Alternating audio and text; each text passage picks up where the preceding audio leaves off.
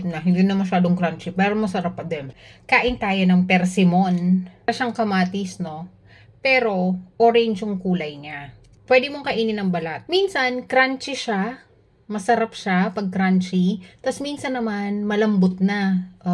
Hinog na masyado. Masarap din naman. Sa Pilipinas, hindi pa ako nakakabili nito. Natikman ko siya sa labas ng bansa. Pero, masarap siya. Matamis yung lasa. Tapos, kalasa niya yung chiko, tsaka manggang hinog na Indian mango. Ganun yung dating.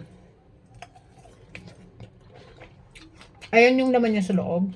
Wala siyang buto.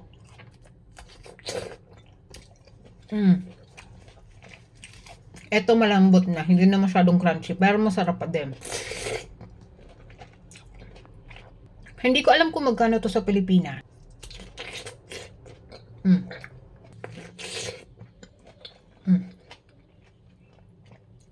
Ayun, may napansin ako sa kanya. Yung dito niya, parang may texture na katulad nung sa kay Mito.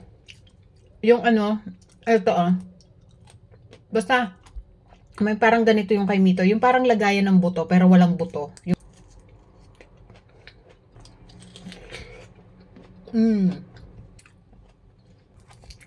Gusto ko siya.